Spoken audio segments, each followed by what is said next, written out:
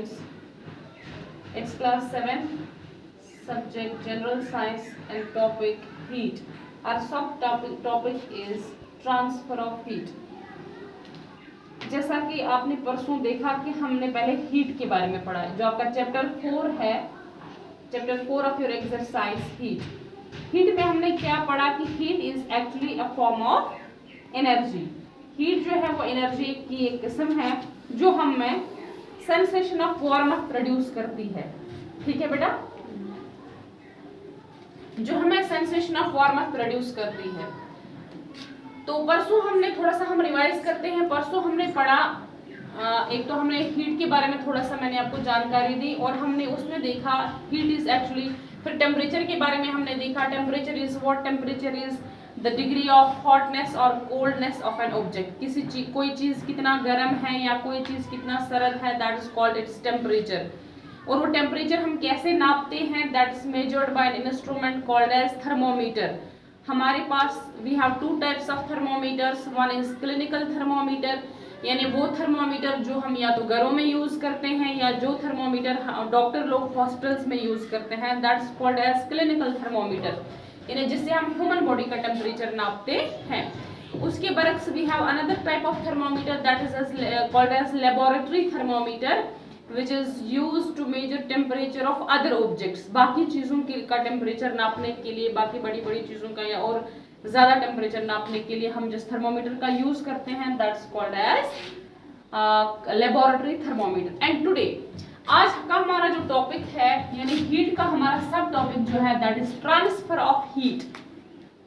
बेटा ये जो हीट है ये एक ही जगह पे नहीं रहती है, ये ट्रांसफर हो जाती है. कहां से कहां ये मैं आज आपको बताऊंगी. आज के टॉपिक में हम पढ़ेंगे कि ये हीट कैसे ट्रांसफर होती है, ये गर्मी कैसे ट्रांसफर होती है और कहां से कहां ट्रांसफर होती है. क्या सब चीजें इस हीट को अपने अंदर पास होने देते हैं, क्या सब चीजों में ये ट्रांसफर होती है या कुछ ही ऐसी चीजें हैं.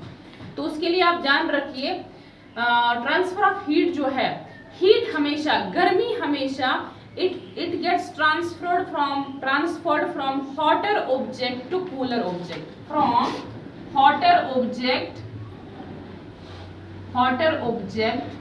to cooler object. यानी वहां से हीट ट्रांसफर होती है जहां पे हीट की कंसंट्रेशन ज्यादा हो और वहां की तरफ जहां से हीट की कंसंट्रेशन कम हो. ठीक है बेटा, तो इसके लिए मैं आपको एक एग्जांपल दे दूं. आपने देखा होगा जब हम क्या करते हैं, जब हम गैस में कोई चीज कुक करने के लिए रखते हैं, क्या करते हैं बेटा, कुक, यानी कोई चीज पकाने के लिए जब हम रखते हैं तो गैस के चूल्हे से जो हीट निकलती है वो उस चूल्हे से ट्रांसफर होके कहाँ जाती है बेटा, बर्तन की तरफ. ठीक है, फॉर एग्जाम्पल अगर हमने पानी उबालने के लिए रखा है, ठीक है ना, अगर हमने गैस के ऊपर पानी रखा है उबालने के लिए तो गैस स्टोव की जो हीट है वो पतीले से ट्रांसफर होके उस पानी में चली जाती है. तो एज ए रिजल्ट जो हमारा पानी जो है, जो ठंडा पानी होता है, तो एक टेम्परेचर ऐसा आता है कि उस टेम्परेचर पे वो पानी फिर बॉयल होने लगता है, उबलने लगता है. इसका मतलब है हमारे सिलेंडर में या हमारे गैस स्टोव में जो हीट थी that gets transferred into the utensil, into the pot or whatever in which जिसमें हम वो पानी उबाल रहे हैं उसमें वो ट्रांसफर हो रही है. ठीक है बेटा, तो हमेशा जो हीट है वो ट्रांसफर होती है from hotter object to cooler object, यानी गर्म चीज से हीट जो है वो सर्द चीज की तरफ ट्रांसफर होती है. अब इसमें दो तरीके हैं हीट ट्रांसफर होने के, दो तरीके हैं. One is conduction and another is convection.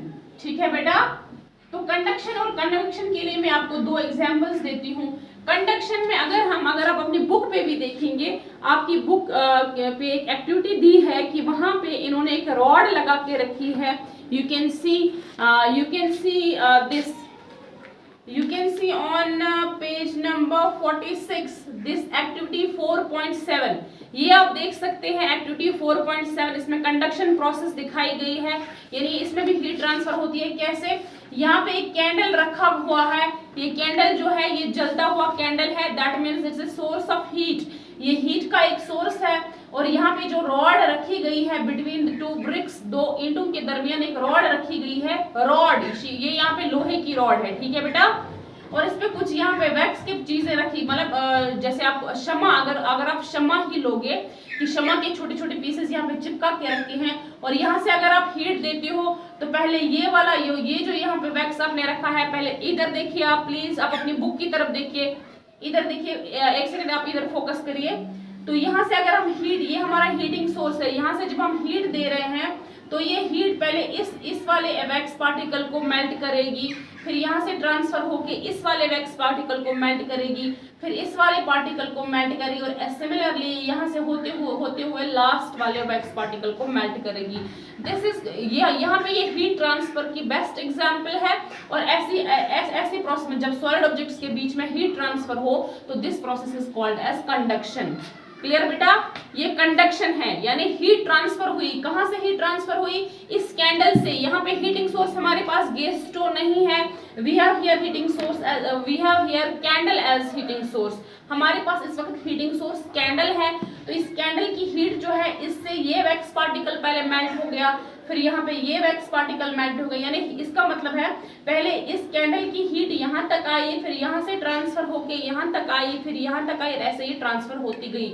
और ये बेस्ट एग्जांपल है कंडक्शन की, जब सॉलिड पार्टिकल्स के बीच में हीट ट्रांसफर हो, that process is called as conduction. ठीक है बेटा।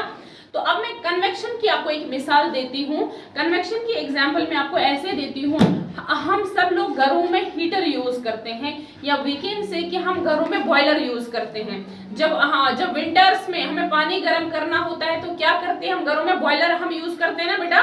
तो आप क्या देखते हो, जब हम क्या करते हैं, फॉर एग्जाम्पल जब हमने वो बॉयलर की स्विच हमने ऑन की, पहले जो नीचे बॉयलर के इर्द गिर्द जो पानी है, ठंडा पानी पहले वो गर्म होता है, और गर्म पानी जो है फिर वो ऊपर चला जाता है, और ठंडा पानी जो है वो नीचे आता है, और तब तक ये अमल होता रहता है, यानी तब तक ये हीट ट्रांसफर होती रहती है from hotter object, from hotter water molecules to cooler water molecules, जब तक ना पूरा पानी गर्म हो जाए। ठीक है।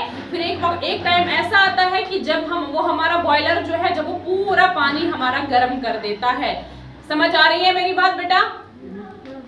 that is actually the process of convection, that is the process of convection, यानी जब वहां पे वाटर मॉलिक्यूल्स के दरमियान हीट ट्रांसफर हो रही होती है, क्योंकि जो गर्म वाटर मॉलिक्यूल्स है वो हल्के होते हैं इसलिए वो ऊपर आते हैं, और जो कूलर वाटर मॉलिक्यूल्स हैं वो मतलब भारी होते हैं इसलिए वो नीचे आते हैं, और उनके दरमियान वो हीट ट्रांसफर होती रहती है तब तक जब तक ना उसका सारा पानी जो है वो गर्म हो जाए।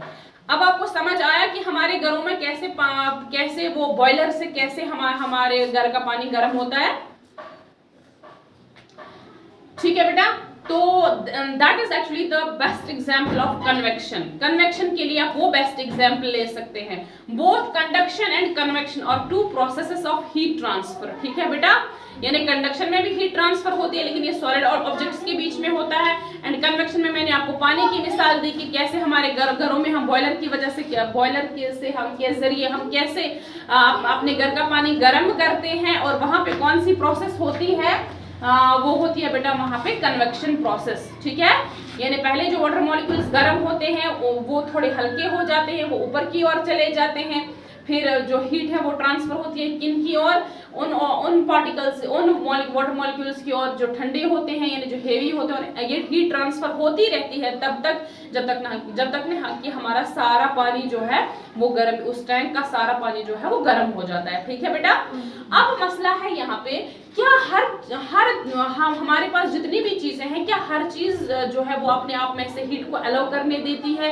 क्या सब चीजों में से हीट ट्रांसफर होती है, या कुछ ही ऐसी चीजें हैं जिनमें हीट ट्रांसफर होती है? तो बेटा इसके लिए मैं आपको बता दूं कि सब चीजों में हीट ट्रांसफर नहीं होती है। ठीक है।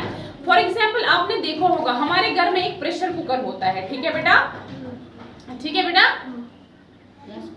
हम करो। तो बेटा आज के लिए इतना ही, नेक्स्ट विल सी इंशाल्लाह ऑन मंडे। खुदा हाफिज।